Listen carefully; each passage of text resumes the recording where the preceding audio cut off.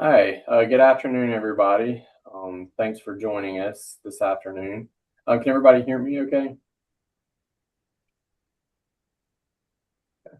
All right. So welcome to our CC. So this is um, we're doing our licensing regulations overhaul project. We rolled this out several weeks ago, or the proposal for this project. So several weeks ago, we pulled together the joint advisory councils from the Mississippi State Department of Health and the Mississippi Department of Human Services. And when we were rolling out the project, um, we said that we were going to do it in phases. Phase one, which is the phase that we're in right now, focuses on meeting the federal requirements. So what we're doing is we're going through the regulations, the licensing regulations that pertain to the health and safety topic requirements that are outlined for the Child Care Development Fund program. Those of you that may not know who I am, my name is Chad Allgood. I'm the director of the Division of Early Childhood Care and Development, where with the the Mississippi Department of Human Services. And some people maybe wonder why the Department of Human Services is involved with a project pertaining to the regulations, which are under the purview of the Mississippi State Department of Health. The reason being that the monitoring of our child care programs, the regulatory oversight is a key piece that is required of our Child Care Development Fund state plan.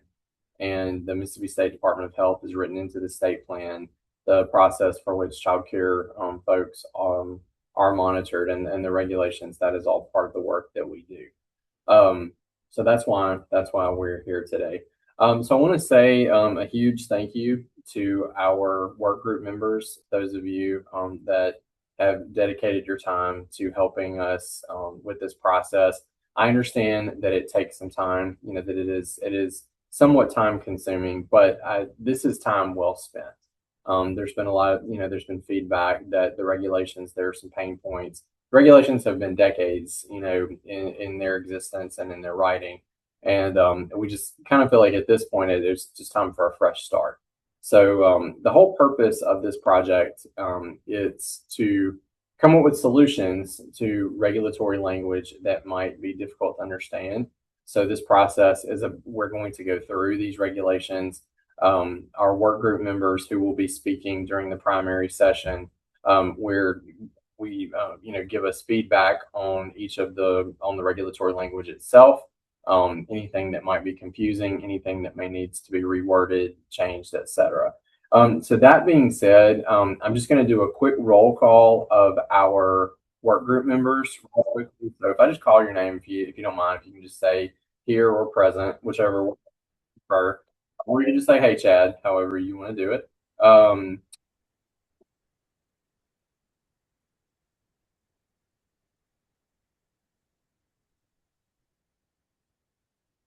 Hey Debbie, I see you on here. Can you hear me? Yes, I can hear you. There you are. All right, good deal. All right, good to hear from you, Miss Dolores. I'm here. How are Hey, you? hey, Miss Dolores. Good to hear you. Hope.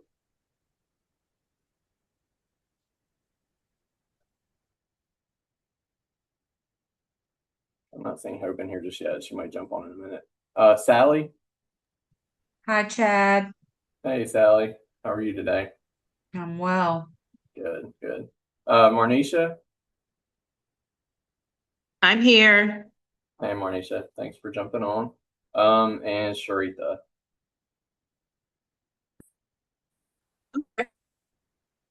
Hey, Sharita. All right. Good news. So like I said, during this primary session, the work group members, your feedback, of course, we'll be focusing on your feedback. Those of you that are not in the work group, we are going to have a public comment period after the primary session is over. And so anything that we talked about today, as we're going through it, if you want to jot down some notes, if you have comments on any of the language or whatever, we highly encourage you to share that. But we'll do that when we get to the public comment section. And that's just in the interest of making sure that we're moving through the information, and also in the interest of just everybody's time.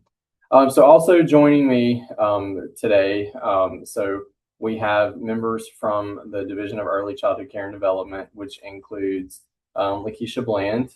She is our liaison between Department of Human Services and Department of Health. Crystal Carter, who is also helping with this project, and then our other Crystal Murphy, who is also assisting us with this project. And because we are focusing on the federal requirements, we are very thankful that our federal TA partners are also working with us on this part of the project. So joining us today, we have Lisa Burchard, who again, she's with our Child Care Quality Business Center, right? Did I get it right? Close enough. I just Close called it the quality center, so we're good. Okay, close enough. So we're very, very grateful that that Lisa is on here today to help make sure that what we're covering does in fact align with the federal requirements. With that being said, Lisa, I'm going to turn it over to you to kind of give us a little overview about the federal piece. Good deal. Thank you, Chad. I appreciate it. So yeah, I'm not going to take up much time because I know you guys want to get to the meat of this. But let's just quickly go through the CCDF requirements real quick, kind of at a high level. We call this our three-legged stool. So there's really kind of three parts to it. Looking at standards or regulations or rules. Different states kind of call them a little bit different. It's the implementation practices and training requirements. Then you've got training itself on the health and safety topics for all the staff, and then the monitoring aspect of it all. So how are providers, are they meeting the requirements, not meeting the requirements, including training? So, but the work that you guys are doing right now is on the standards and regulations, and kudos to you guys for doing this incredible work and playing such an important part in it. You guys are amazing. So, when you kind of look at, you've probably heard of us, and I know Chad's talked about this several times as the health and safety topical areas. And so, in CCDF, there's 11 topical areas. And so, you'll see them before you. So, the two that we're going to be talking about today are the administration of medication consistent with standards for parental consent. And then I'm going to fix the marking in a minute, but handling and storage of hazardous materials and the appropriate disposal of biocontaminants. So those are the two things that are on the agenda today, because sometimes some of those particular rules sort of overlap between those two areas. So it just made sense not to waste everyone's time and kind of have those together. So, just looking a little bit more into administration of medication. So things like standards of administration medication, what kind of processes follow, things like that. Parental consent. So is that given for the administration of medication? And then considerations for storage. So you're keeping it out of the reach of children. Does it need to be refrigerated? Things like that. Are they expired? What do you do with them afterwards? And then handling and storage of hazardous materials and the appropriate disposal of biocontaminants. So, biocontaminants are things like blood and urine and feces and, uh, runny noses, all the good stuff. And so you're looking at, standards for storing and handling materials that are hazards. So things like pesticides and cleaning materials and things like that. And then, of course, handling and disposing of those biocontaminants as well. This just kind of goes into a little bit more, detail on that, but I kind of talked about all of this already. Now, looking at the rules themselves, these are the rules that you'll have before you in a minute that you guys are going to talk through. So, are you? This looks like, okay, yes, it is. Okay, got it. So they're spread out, which is not, which is pretty typical, just depending on the rules. So you'll see all those different rules before you. And then kind of questions to consider. So think about these questions as you're as you're having your discussion. So, what kind of challenges are you having in implementing the rules? Do they need to be more clear, clarified more? Do you find there are some rules that are duplicative and maybe could be condensed? Looking at implementation difficulties, are they just hard to implement?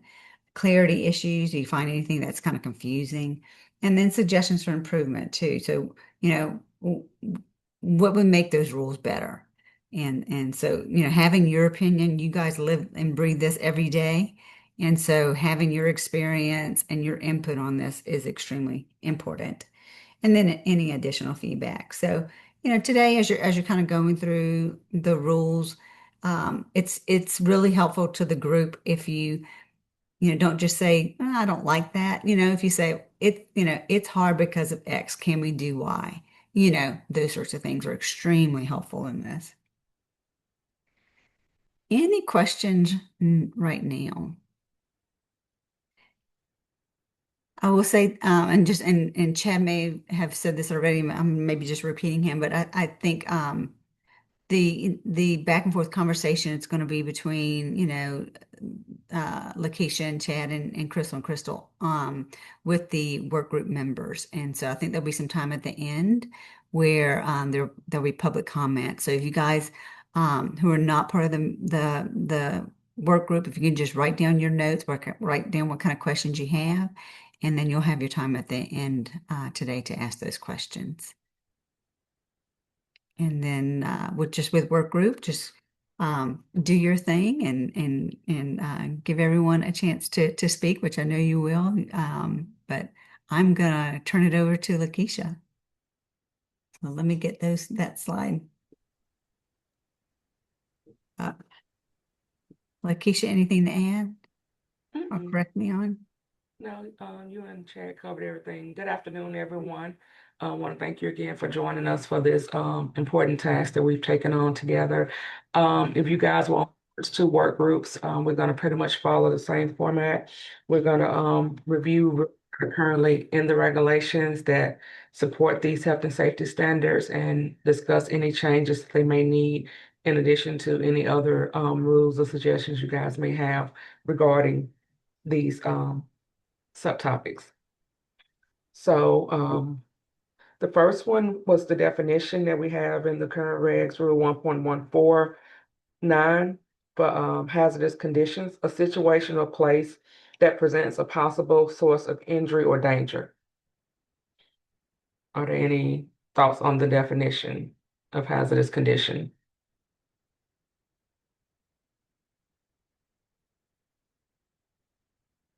So we're good with that as a basic definition? I think it reads really well, Lakeisha. Okay. Okay. If you guys come up with anything as we're discussing some of the other rules, we can go back and revisit it. But right now we'll leave the definition as is.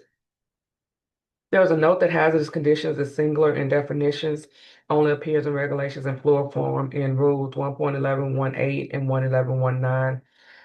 And those are rules that we've already discussed in the previous work groups about the center being clean and in good repair and some of the hazards regarding lighting. We've already taken some notes on some suggestions that some of the work group committees have suggested regarding those two rules. So we're not revisiting those. So we'll move on to the next one. Rule 1.11.9, outdoor play area, page 48. The soil and outdoor playground areas shall not contain hazardous levels of any toxic, chemical, or substances. The child care facility shall have soil samples and an analysis performed where there is good reason to believe a problem may exist. Lakeisha, Yes, ma'am. excuse me, this is Debbie. Hey. On the definition, I would just like to recommend that we add the word contamination, hazardous condition, a situation, a place that presents a possible source of injury, contamination, or danger. Okay. Someone might not think poo-poo britches are dangerous, but we certainly know they will contaminate. Yes, Want to be ma'am. very clear. Thank you. That's a good point. I think they're dangerous, but now we know they contaminate. Yes, ma'am. This is Dolores Sewell on that definition too, although it may mean the same thing. I think just add illness. You know, danger is probably the same, but I would just add illness just for the lack of What? confusion. Yes, ma'am. So add contamination and illness into the definition. Okay.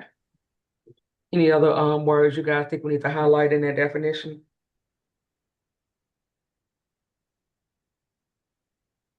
Okay. Thank you both for those, because those are words that would make that definition a little bit clearer. And that's what we're trying to do, make sure that everything reads and is understood the same way across the board. So thank you for those suggestions. On the soil and the hazardous levels of toxins, did anybody have any thoughts or suggestions regarding that rule? This is Dolores Sewell again. I'm just questioning. I know we had to do a soil sample, so would that mean any new centers that come in would have to ensure that the soil meets the requirements? Because I know we had to go back and have ours done. Yes, ma'am. This would stay in there, and basically new centers would have to go through that same process of making sure that their soil did not have any toxic chemicals or substances as well. So should something be in there to uh, include that, or because you would have some that have had it, and then those new ones that would need it. So would it be before they get a license or after they get a license? This is a part, if I'm not mistaken, Sharita, you can correct me. They have to get that soil sample as a part of their initial process. Initial, correct. Okay, They have to get that before their license. Yes, that's correct. During the initial process. okay, that's okay. Well, should something be in there to indicate that? I know these all are requirements, or would that be somewhere else? I think it's listed out under the requirements. It's listed under the requirements. They have to get it. It's already listed. Okay.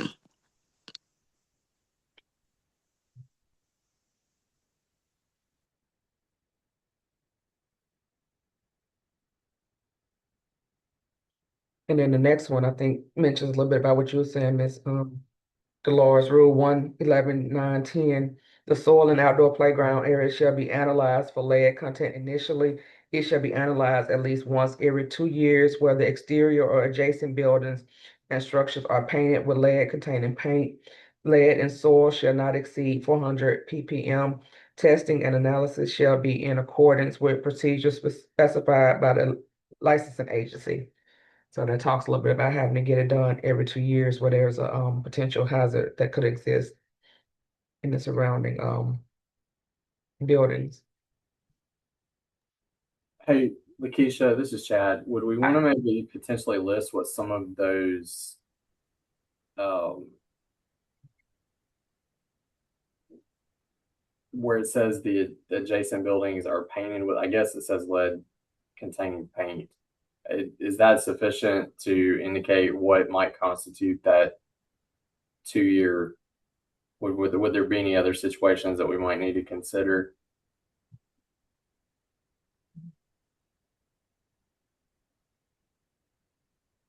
Sharita, from your experience, has there been any other reasons besides the lead containing paint in adjacent buildings that you guys have requested them to get a second soil sample?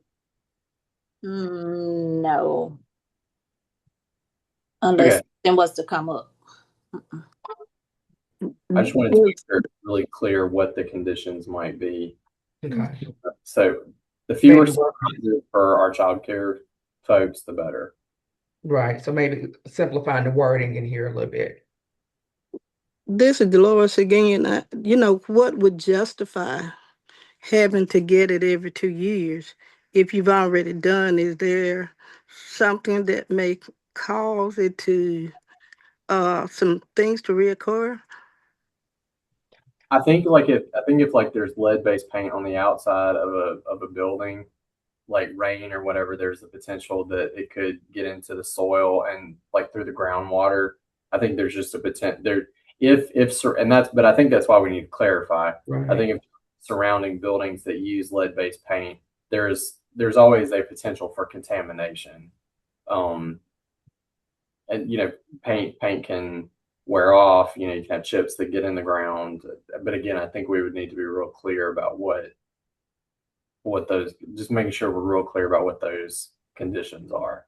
What Because again, my concern, Chad, is we have all these little things that we're having to go back and do, and it gets, and I know it's for the safety, but we want to make sure that we understand and we have done research to make sure this is true and not just say what can happen. If we have evidence that this happened, I'd like to know, and I'm not trying to be critical, but we just have things that we go back, like in Jackson, where you have to go get the zoning letter over and over again, and your building is not gonna move.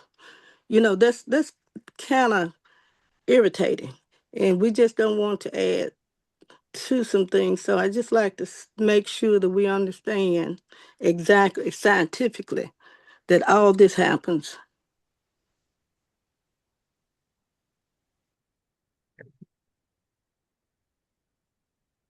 We can look at the wording of that one, but I think like you guys are saying, we don't want to do an undue burden on the centers, but we do have to make sure, like Chad said, if it's a lead-based paint in a building that's adjacent to the center, there's a possibility of that lead getting into that soil and impacting the children. So we have to keep that in mind as well.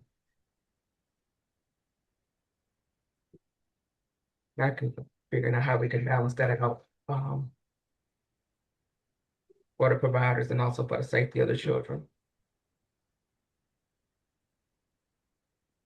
Does anybody else have any other suggestions regarding that? Well, this is Debbie. There have been some concerns for the groundwater here in the Mississippi Delta that it has been contaminated with DDT. They don't even use that anymore, but there's a likelihood that there's some soil samples that would show signs of DDT. But that's already been outlawed. It's not used anymore. So that would be a ridiculous exercise for us. In addition to that, I used to chase the skeeter truck. You couldn't see anything but my feet pedaling my bicycle, breathing deeply with my mother yelling at me from the front porch. But we've got DDT in us. But if it got into something that broad, we'd be in significant trouble here. I think limiting it to, and I'm not saying we need to be excused and our children need to be playing in DDT. I'm just saying I don't know how you clean it up. And the crop dusters are still flying. So that can get into a world of um, it can expand and create a mess. I would say limit it to the lead, and as you said, put the exact wording in. Of course, if someone did have DDT contaminated soil, we'd want it to be cleaned up. But again, those crop dusters are still flying. And the other concern is every 2 years, even if we did it, would you want to do it every 2 years? Could it not be, a few more years? And I'm just saying this from every other year. It's something that we have to do, and it takes away from uh, other things that we're doing. And I know we need safety, but let's not have us to do things so close together over and over again that causes disruption. And we're doing it for so many different agencies. We would have to check with DEQ on that one to see if that time frame could be extended because they're the ones that kind of provide governors over the lead. So we Well, can check to see if we could extend that instead of every 2 years to see if they thought 3 or That's something. actually what I was going to ask. What is the federal recommendation on that? Is there a specific requirement on how often the test has to be done? I'm kind of leaning like Miss Debbie. I think I'm not sure. I know we've always done a lead test. I don't know of any other impurities that they're looking at, but um, I've always assumed it was just specific to lead. This is Marnisha, but according to the U.S. Environmental Protection Agency, they do suggest that testing be done every 1 to 2 years. I'm not sure if that's a source that we're using, but they also talk about the proximity of the adjacent building. And they give, if it's within 2 to 4 feet of the foundation. So I think that's something that we may need to consider too, is just the distance when we talk about adjacent. What is there a specific distance with the adjacent building? Now that makes sense because my buildings are, I have weeds on both sides and nothing else around it really. So that would concern a lot of people to really understand and fine line what they're talking about. We can definitely work to get clarity on exactly, because what she just said is a good point. Is there the proximity of how close the building has to be, and make sure we add the verbiage into the regulations so it's clear um, how often it has to be done and under what circumstances, so that we do make that a little bit clearer for the providers and for the licensing officials. So we will definitely check on that to see if that can be, the time frame can be changed, and or if we need, how can we add in information about the proximity to the childcare center. Are there any other thoughts or suggestions of things we need to consider when we're updating this rule?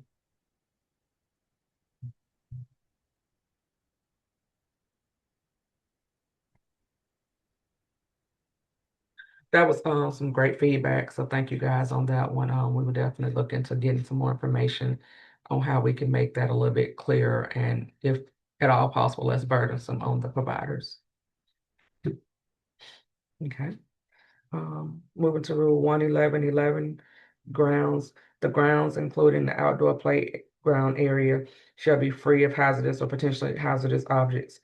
And again, I think we talked about this last week about clarifying and being a little more specific in terms of what we consider hazardous objects. So it's some examples in there for providers and for the licensed officials. Any other thoughts on that rule?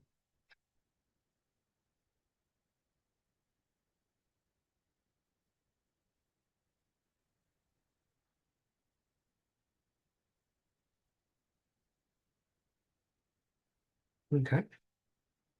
Under 122.12 equipment, um, archery equipment, firearms, e.g. skeet shooting, target practice, etc., power equipment and other potentially hazardous items shall be stored in a locked area when not in use. These items shall be used by children only under the direction and supervision of a program staff member.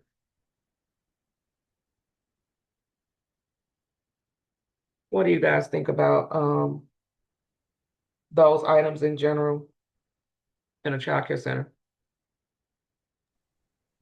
I actually was perplexed at first, but I do know of several programs that offer for the school age children. I'm not sure of the firearms, but I do know like the archery and woodworking, which would be, some of those tools. So, I mean, I think it's important to have an outline in there, but I was just a little concerned about the firearm scenario. I'm not sure why. I mean, safety hunter courses, those types of things can be offered. So I guess maybe all of that. It was just unusual to see that in there. And I guess I've never fully read that whole aftercare component because that's the first that I've saw it. Okay. What number or what rule are we on? I'm Um, not seeing it. Item number 5, Rule 122, I see. 12. So I think here, this is a place where the regulations actually contradict themselves, because here it's allowing, it's saying firearms would, they have to be locked up. But Rule 1.4.7 clearly says there shall be no firearms allowed in a child care facility. So in my opinion, firearms needs to be removed from this. And if we're going to have like an allowance for archery equipment, etc., I mean, and it says program staff, it concerns me that, and it said it like I said, this is in school age care and summer day camp. So this is also one of those places where we have the separate requirements for like summer programs or school age that are in the same set of regulations, and I think it causes some confusion over what is and is not allowed. Like, to me, firearms should be removed from this rule completely because, like I said, in another section, firearms are prohibited from the premises. Period. I agree with you, Chad. And here's the other thing. I mean, if a youth camp and an after-school childcare program are two different things. Do y'all know of after-school childcare programs that are offering archery practice? I do not. That's why it threw me back whenever I read it. Or skeet shooting? I mean, like, I mean, I know. I mean, I've seen. I mean, look, I went to summer camp and we did. Archery. There. But I mean, is that something that that childcare? I mean, I think we need to prohibit engagement in these types of activities in a licensed child care program, whether it be after school, the full-time care, etc. There's no place for that. I just don't. I don't give a hoot if they know how to shoot a bow and arrow. Give them a soccer ball. Well, I I agree. think that's something if a parent wants to teach the child that that's their responsibility. I really would not want to see that. We obviously need a regulation that prohibits those kinds of activities on the campus of a licensed facility of any kind. Well, I know specifically our aftercare programs don't participate with any of those. But after I had read it when they sent it out to me, and just thinking about what type of programs would have archery and woodworking skills, I think definitely firearms should not be prohibited. I mean, if they're going to do hunter education courses, they can do that on a Saturday with, their local, clubs. But the only thing I can think of is maybe like a 4-H club would be the one that, and I don't know if any of them, like we participate with the Mississippi Extension Office. They come out and they do different activities, but it's more like a Lego type thing. But maybe some centers they would want that, but it doesn't happen in our centers. But that's the only thing I can think of why this rule was even placed in here. Can I get Yeah, a point of okay. clarity? I need a point of clarity. Chad, I think you did say that these regulations are for child care centers and after school Yes. programs, correct? What I was saying is, like, I think it pertains to like summer camps. Mm-hmm. Child care licensing right now has purview over summer camps. Mm-hmm. I think including this in the same set of regulations with childcare is confusing. And I think Okay. what I was asking is, in my opinion, the summer camp regulations need to be a completely separate set of regulations. They Okay. should not be integrated into the same regulations as childcare because right now they're just in a separate section. So I think we need to separate those completely. And then I guess my other question was, would we even want to allow archery equipment, skeet shooting? I mean, well, skeet shooting would require firearms, so I think that would be outlawed anyway. Like in a child care after school program or even a child care summer program, are I mean, these to me are not the type of activities that we want 5 to 12-year-olds engaging in, especially under the purview of staff members who may not be trained in using this equipment. And this regulation, the way it's worded, seems to say that's okay. I just think that concerns me. Well, If we Chad, take it out, I think we would need to put under a certified instructor. I agree with everybody. I don't think it has a place really in the childcare regs, but I definitely agree if we do leave it in case centers are participating, if we want to allow it instead of a program staff member, it needs to be a certified instructor. And I think it needs to be removed completely. yeah, Is my position. Yeah, I, I But agree I with agree. that. I agree. Chad, I agree with you. Every time, remember, every time there's a regulation, it adds money to our insurance. So, and that I'm sure would make our insurance go sky high. We don't need that in the regulation. I was This about to say should the not same be a thing. part of child care. That is not what we do.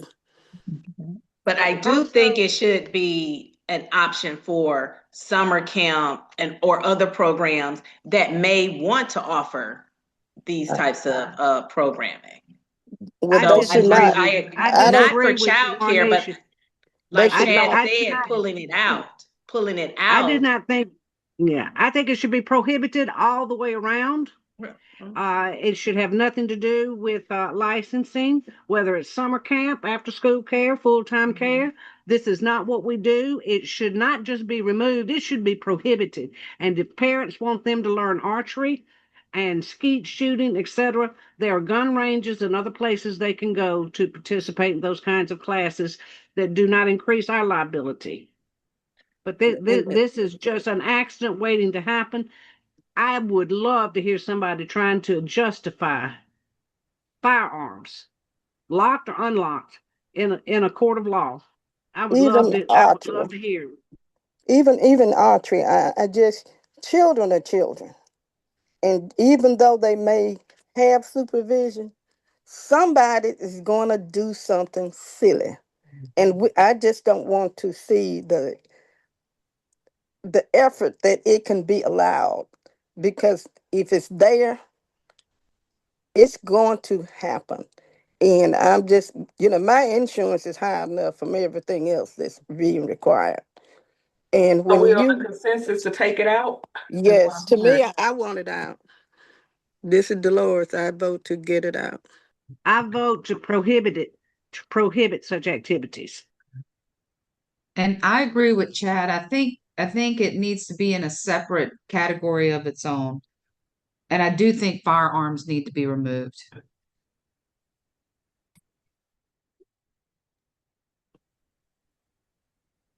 So for childcare centers, we're gonna move forward with recommending that these activities be prohibited in childcare facilities. That's my vote. Make it I, very clear. I Yeah. agree. I agree. It needs to be prohibited as well. Dolores again, I think it should be prohibited.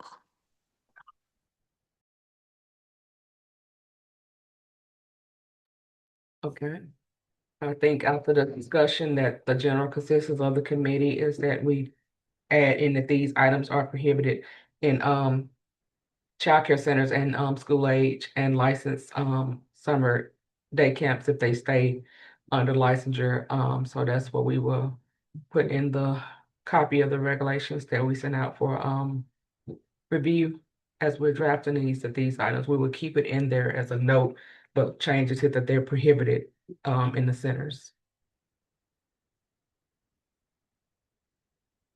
Okay, good discussion. We're moving on to appropriate disposal of biocontaminants, include blood, body fluids, or excretions that may spread infectious disease.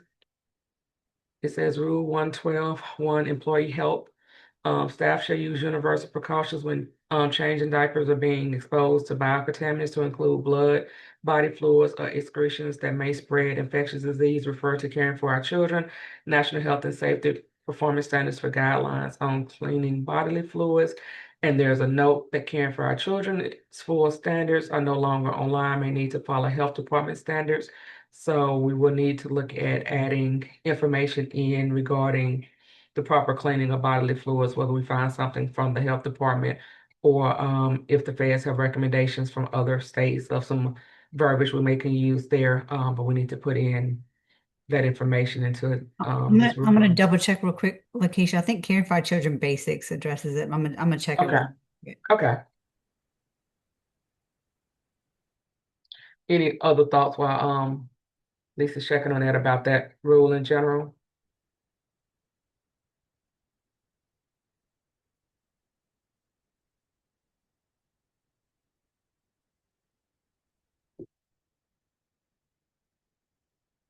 I'm thinking, like I said, we need to add more detail to it to make it clearer, but any other thoughts regarding the verbiage or anything else that needs to be added or deleted?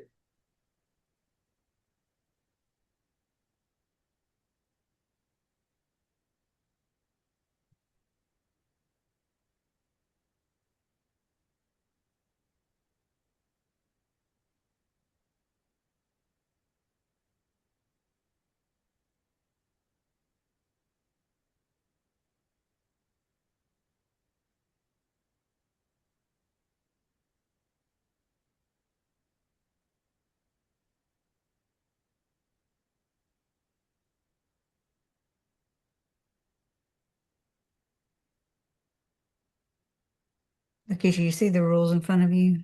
I just want to make sure you can still Um, see them. yeah, the rules about you had okay, put another rules back up. Okay, let me see.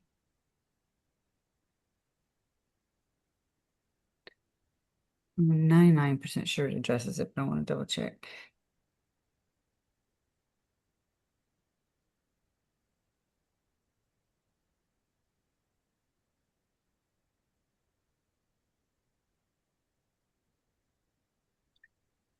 Does the committee have any thoughts on any wording that needs to be added to make that clear across the board for all providers? To Why she be to be cautious, is that it? Are we gonna provide any guidance or just this rule? That's why I was thinking we need more. I think it needs more guidance in there because that's the rule is They, Girl, this you is aren't age. kidding.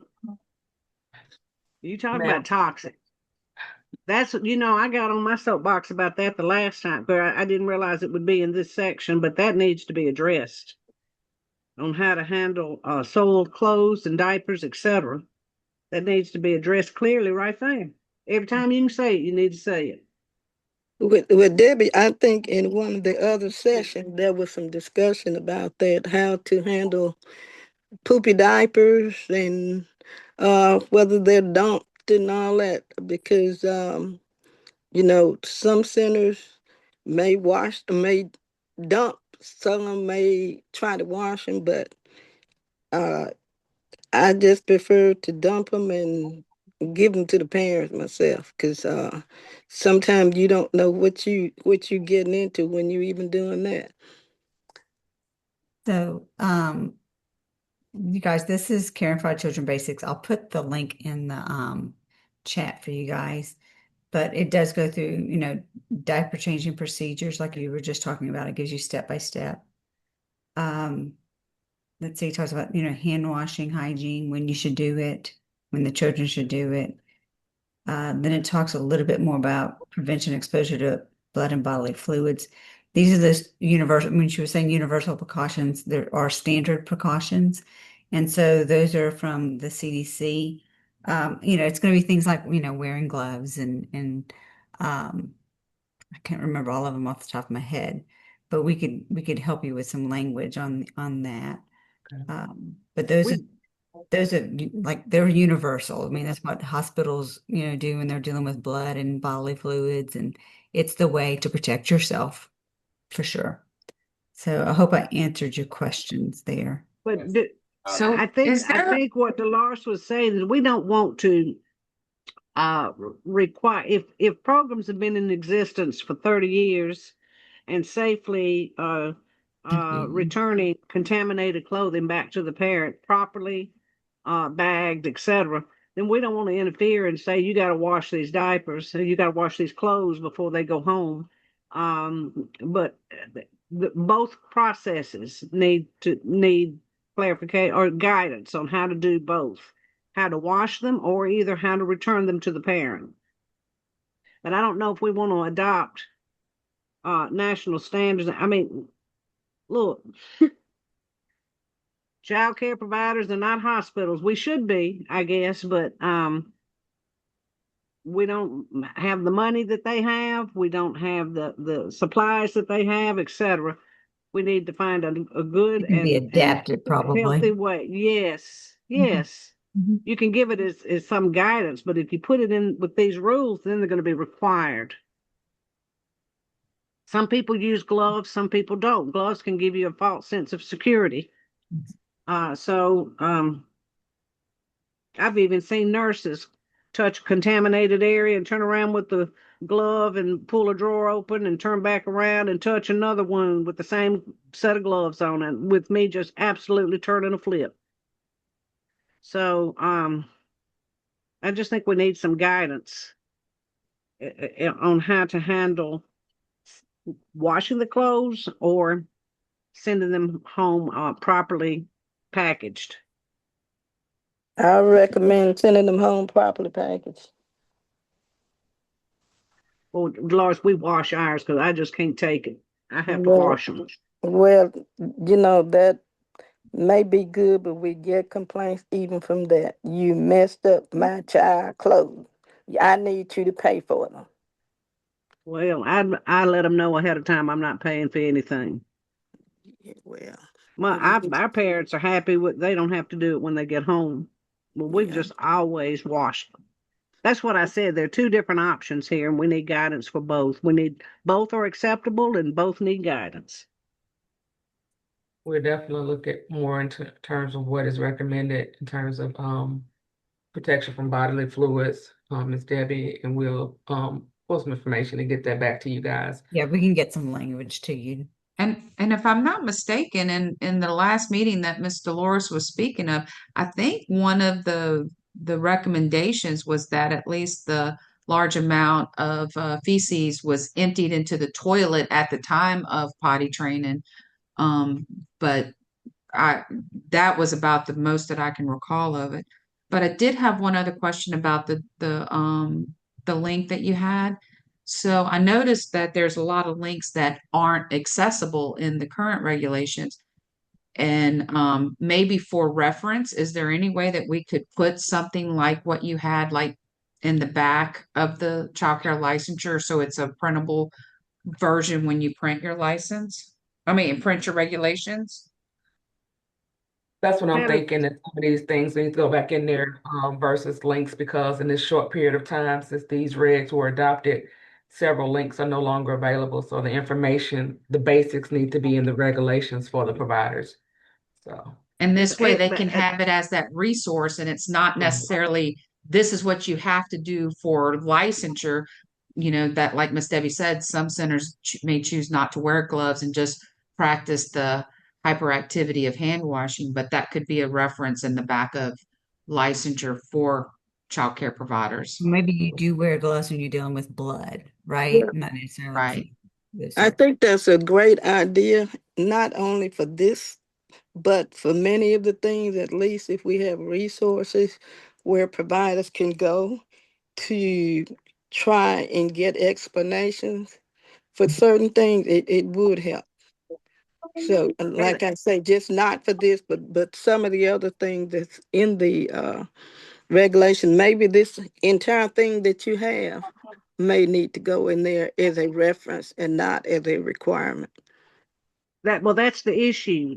State licensing, the licensing official. They need to understand these. This is guidance. These are guidelines, and part of their job is to provide guidance and guidelines, and they can refer a provider to that. But they cannot write them up. They cannot find them. They cannot do this, that, and the other unless the provider is being absolutely, totally lazy and careless.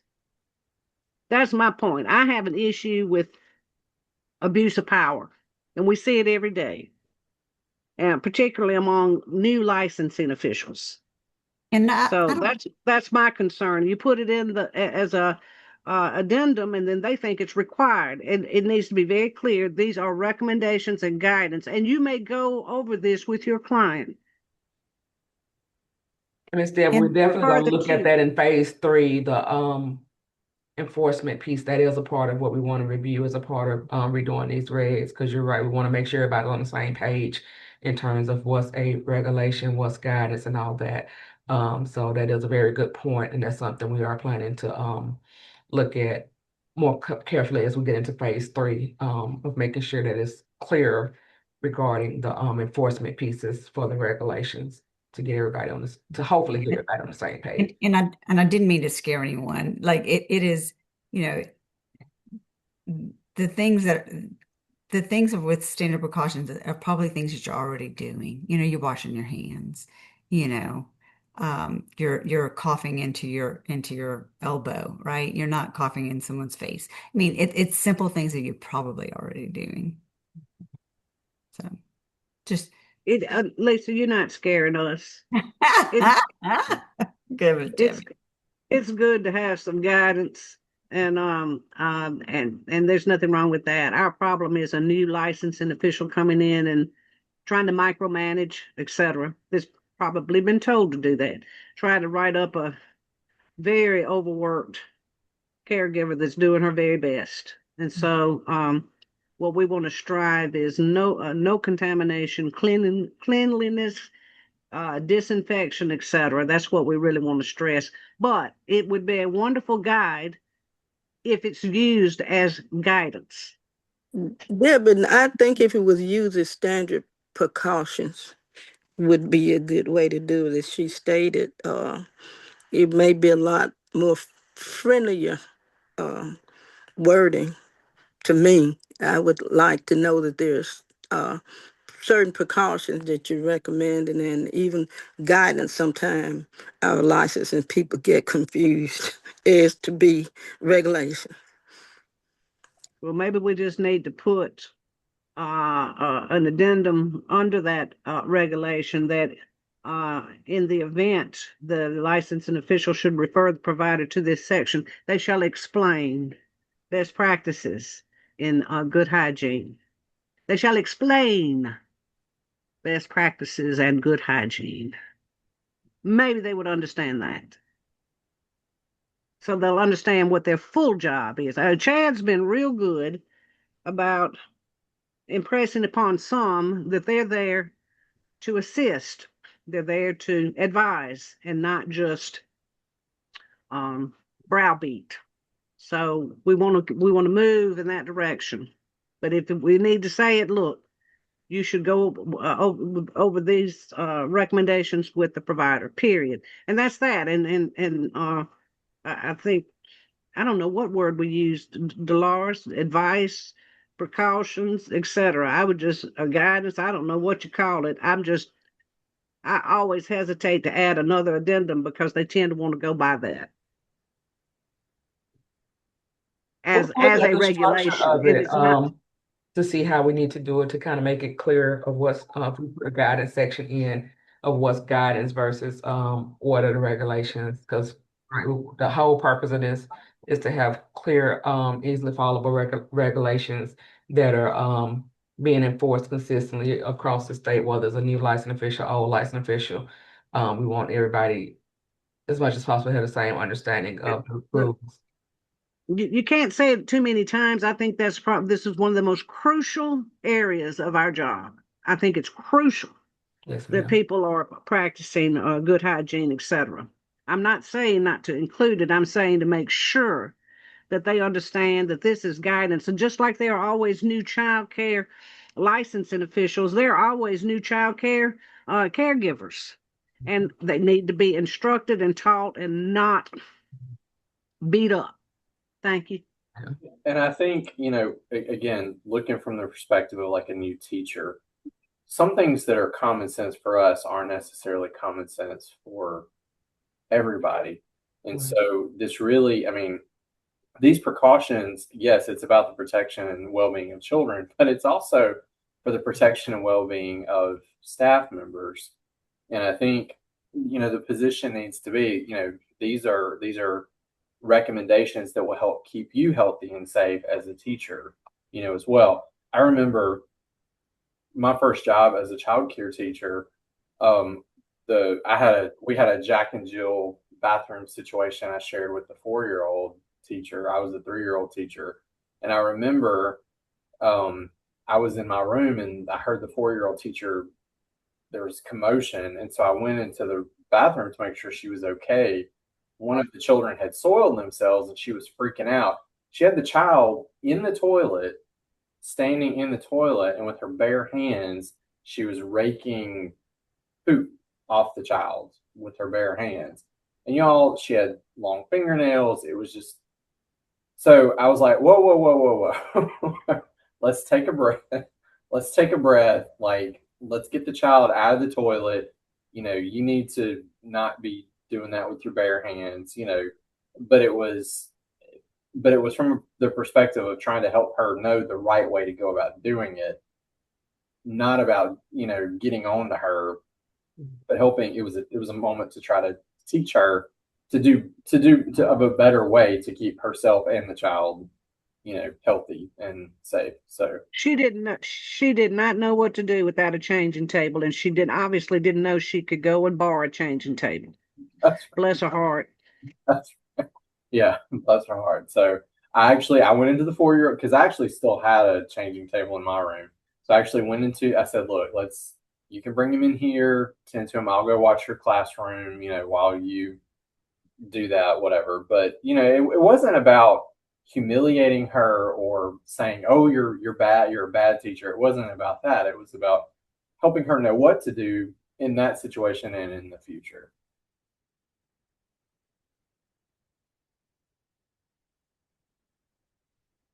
And I tried not to gag when that she was using her bare hands to. Listen, look, I would have been throwing up my toenails. I'm telling you.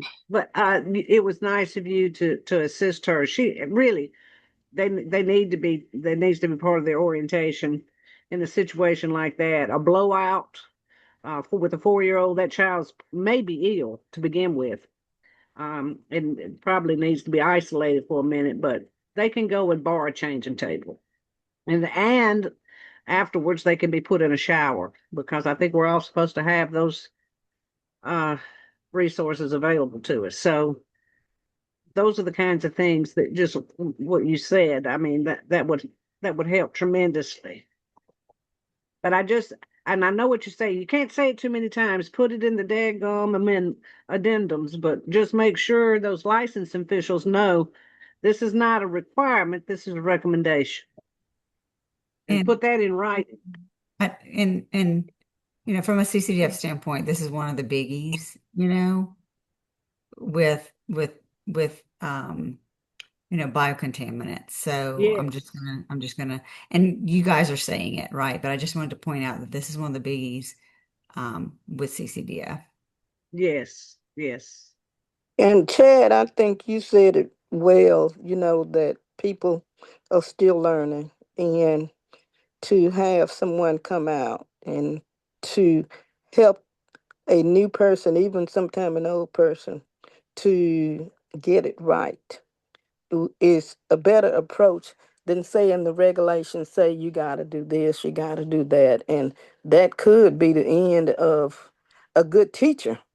And whereas just helping them to understand the proper way would really be more encouraging. So I think your approach was great. Well, we need training in that. If Lyft is listening, Lakeisha, y'all need to come out and make sure we're all handling no poo-poo bridges properly.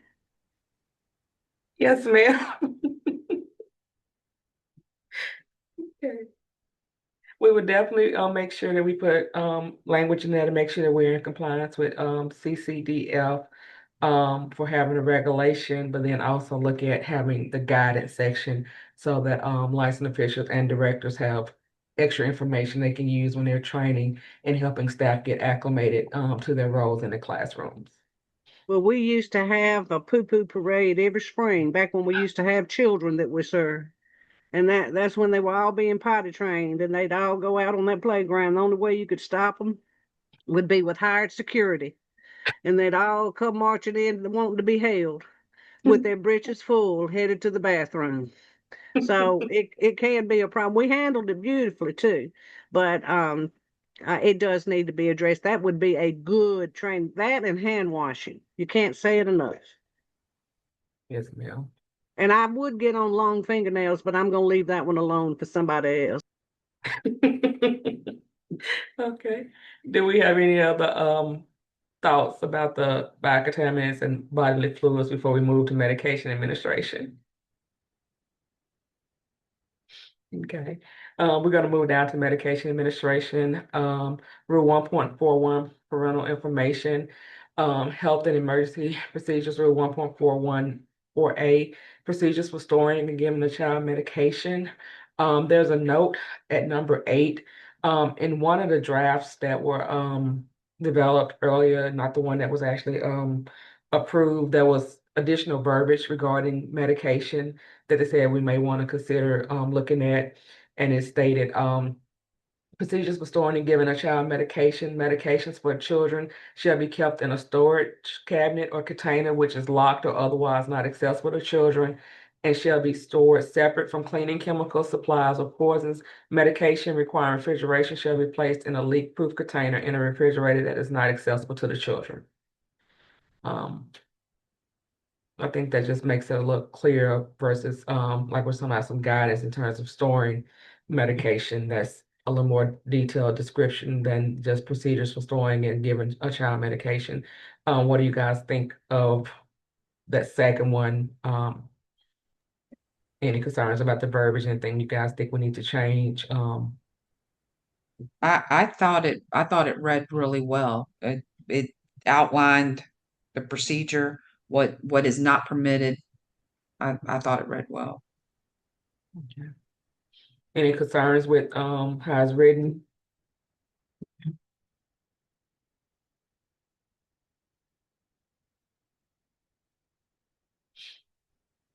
Okay.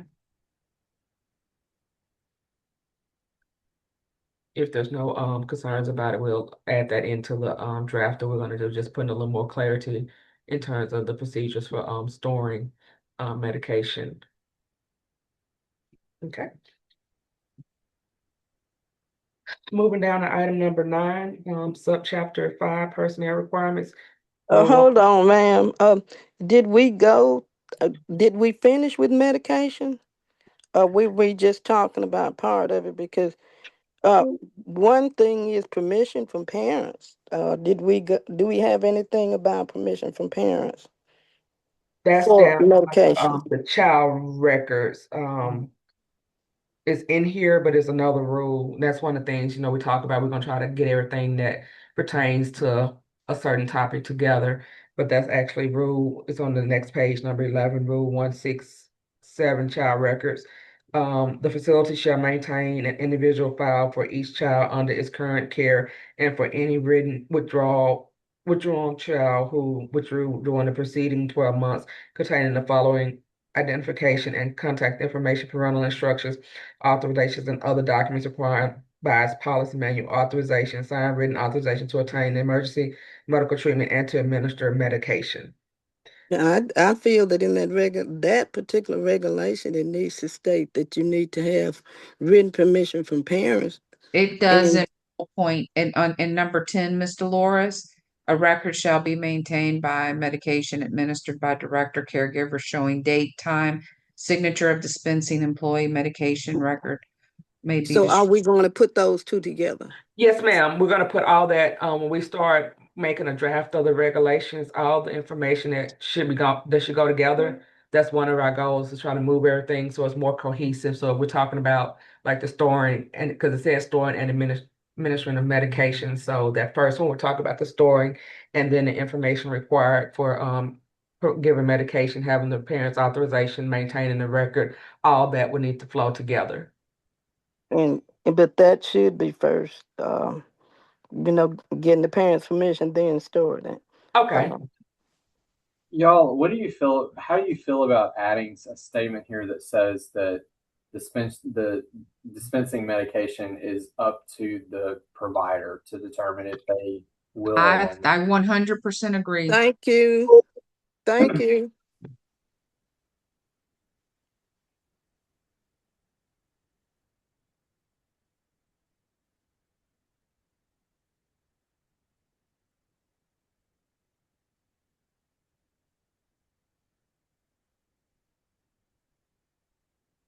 So that can kind of be like a general statement before we get into the rules that is up to the provider if they administer medication. And then if you do administer, these are the requirements of how you have to store it and how you administer it, in addition Uh, to getting Yes, permission. ma'am. And also, will the medication only be prescribed by doctors, or would it be just bring it in and you can decide whether or not you're gonna give them Tylenol? That's right now, I think, up to each facility whether they want to give over-the-counter medications. But I think, Sharita, correct me if I'm wrong, they still have to have a written statement from the parents telling them that it's okay to give the Tylenol and how much and how often, correct? Yes, that's up to that facility. Yes.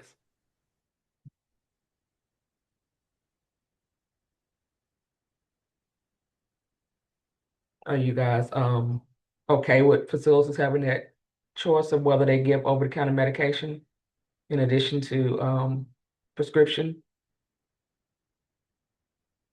I just want to make sure nobody can call and said, well, my child go to such and such a school, and I uh, uh, left some Tylenol with them, and they say that they don't do it, and I'm calling y'all.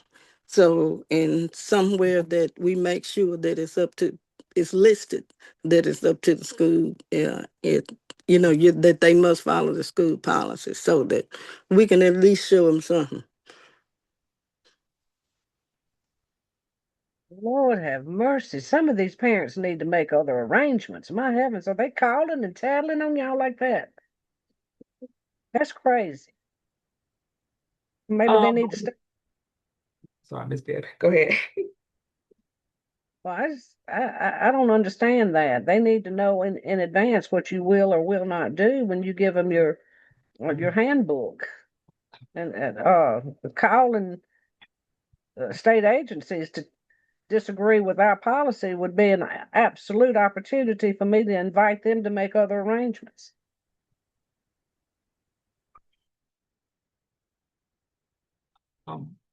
When talking about medication, do we need to put anything in there about like emergency medication, like asthma medicine, EpiPens, or anything like that? Yes, anything involving medications needs to be included. Emergency medications, EpiPen, etc. But before they administer, they need to contact the parent, or they need to have a note on file stating that the provider has permission to use that EpiPen. Mm-hmm. And training. I guess what we're saying is it's up to each provider, but each provider needs to have written policy on how they handle it. Yes.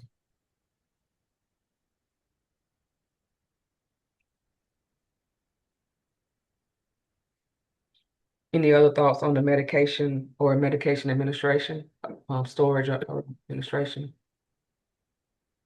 I'm gonna be honest, it was better for me when the health department said it had to be uh prescribed by a doctor. It kind of left all the other junk off. But if that's what the group wants to agree with, fine.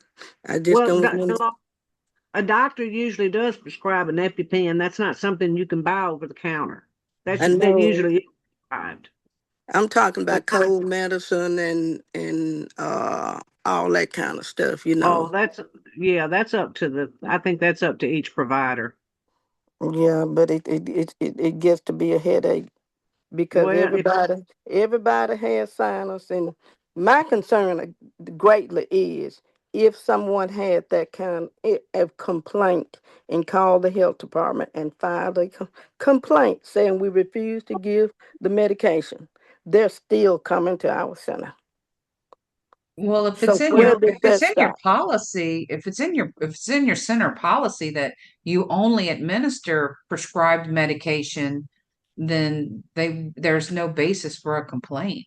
That is true. We have a lot of stuff that there's no basis for complaints, and they come out anyway. Oh Ms. wow. Jewell, if you'll remember, one of the things that we talked about when we had the joint advisory meeting, and when we get into the third phase of this process, I think we had, as a group, we had agreed that we would list out things that would and would not be investigated, like have a list of things that would be investigated, and then things that would be considered like a grievance that the parent would have to resolve with the child care provider. I think what you're Oh, talking about would be an example of a grievance and something that we would list out that is not something Department of Health would be investigating. I agree totally with that, Chad. I really do. I'm just glad that you're telling me that because um maybe we did discuss it. I don't remember. Maybe I wasn't on the council at the time, but that has been a thorn in every child care provider side, and people would call in just because they uh they can't come anymore because they pay a bill, they didn't pay the bill, and they make up something. So that's what I'm saying, and they do that. So if there's a way that we can stop that or curtail and make it less, I would welcome it today. Yeah, I think so. Like in this case, I mean, if like if it's a child that has a life-threatening condition like asthma, or they have a life-threatening, allergy. But again, to me, y'all would decide whether or not you would want to enroll that child. But that would be something the parent would have to disclose up front. And you could put language in there. But like other medication that's prescribed. Again, y'all could make the decision whether you would or would not prescribe the medication. But specifically, like if a parent just brings, I know what we used to deal with. Children would have the parent would come up to the center and they would bring Tylenol and they would want us to dose the child with Tylenol. Well, more than likely it's because the child was running a fever. And that was, we did not allow children that were running a fever. And so we point blank said, we do not give over the counter medication. We would administer, we actually did have a child that had a severe allergic reaction to ant bites. And so the child did have an EpiPen, and we actually had a nurse that came in and she trained me and all my staff on using the EpiPen, for this child. But that was my discretion on whether or not we would enroll the child. But now situations like, a parent complaining because they bring Tylenol and y'all aren't going to give it, that is not something that the Department of Health should get involved in.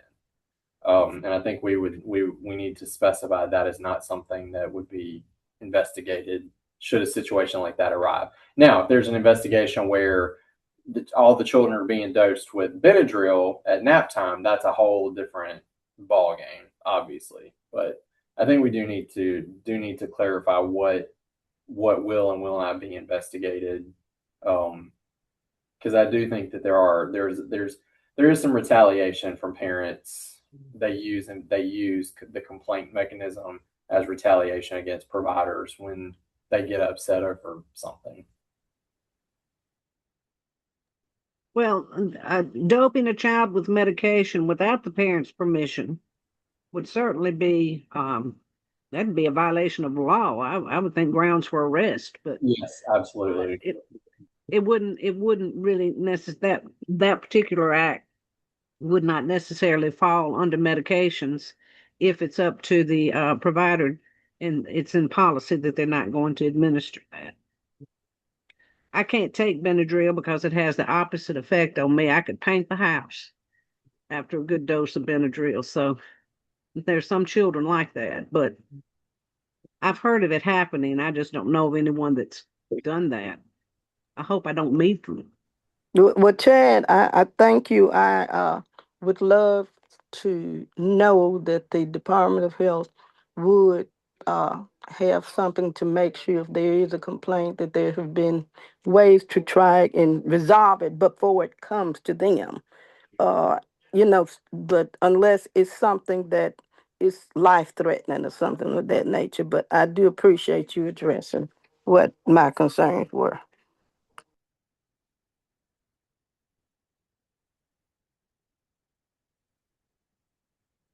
That was a good But discussion on medication. Any other thoughts on that? well, the child's obviously sick and needs to be at home. So I certainly hope these parents don't pull such stunts, thinking they're going to get the provider in trouble. That's unnecessary. And if it's in your policies book, you should be able to ask them to make other arrangements if they don't want to abide by your rules. Yeah.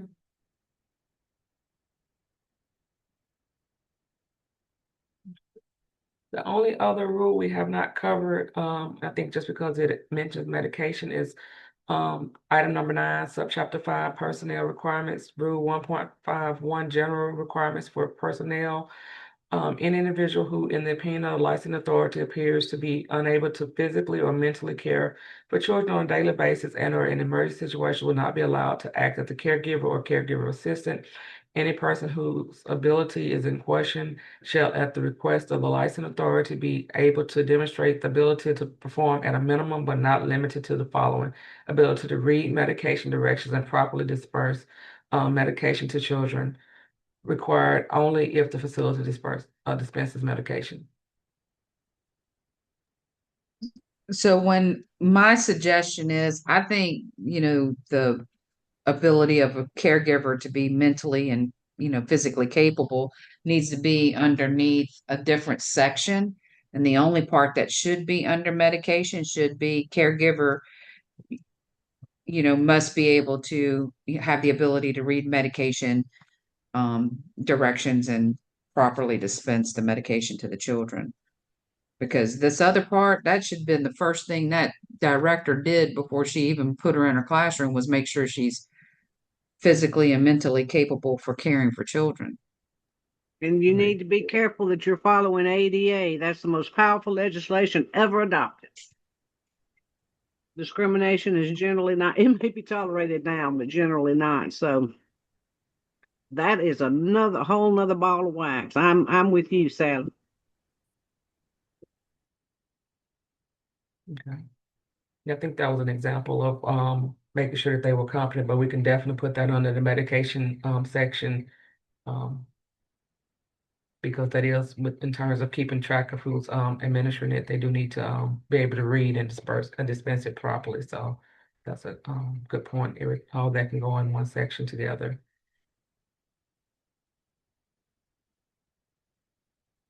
Any other thoughts on that rule? Okay, that was all the rules that were poured out regarding handling the storage of hazardous materials and medication administration. Does anybody on the committee have any other thoughts in general regarding those rules? Anything else that we may need to look at that was not covered?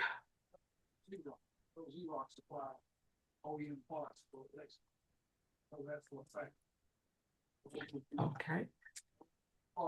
If there's no further comments at this time, we're gonna open it up to the other advisory council members and other public providers. If anybody has a comment that they would like to make, please either enter your name in the chat or raise your hand. Just giving me that Xerox where you get. You make mine in your pocket. I think I would pay that much more than what Okay, Lisa? I'll just call him today and let him Yes, ma'am. call. You have some comments or thoughts on these rules? Yes, ma'am. First of all, thank y'all for allowing us to sit in on the meeting today and be a part of the conversation. When we were talking about the first section about the definition of keeping children safe, away from injury, and the things about the soil, the hazardous conditions, there was a comment about adding the word illness in there, and I have a couple of concerns about that. Okay. I just don't know how that would put us in a legal situation if a child is exposed to hand, foot, and mouth before we realize that a child in the classroom has it, because oftentimes children are at school and around their classmates when they're contagious before they're exhibiting the symptoms that require exclusion. So I don't know how that would play out. The other concern with that is the other meeting we were in, and we talked about, did the language require a separate place for children who were ill, but you had to have a caregiver in there? And then we had talked about, in that situation, the child could go to an area of the room, but we would keep the other children away from them. Right. I don't know how that aligns with adding illness into this definition. I just feel like that should be considered. Okay. I thought adding illness was concerning the contamination of soil and stuff like that. I thought it pertained to that. We were talking about the hazardous condition definition when you mentioned about adding in illness, because Ms. Debbie had mentioned adding in contamination, and then you said possibly adding illness as well. Well, it makes no difference to me if it's taken out, but some kids could just get ill and not be as dangerous, but they could cause something, but take it out. I'm not necessarily saying take it out. I just would like for it to be considered. What would the ramifications of that be? If any of them that needs to be installed, I will install them to come out. Well, if it was dangerous, would it not still make them ill?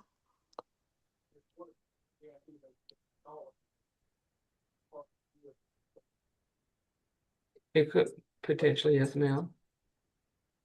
We can look at it and even see what other states have in terms of their definitions of hazardous conditions, to see what their verbiage looks like. In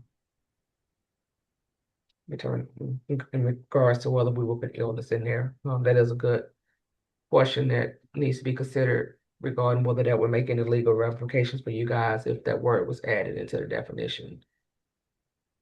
Actually go and double check to make sure. Any other thoughts or comments? I can't save $100.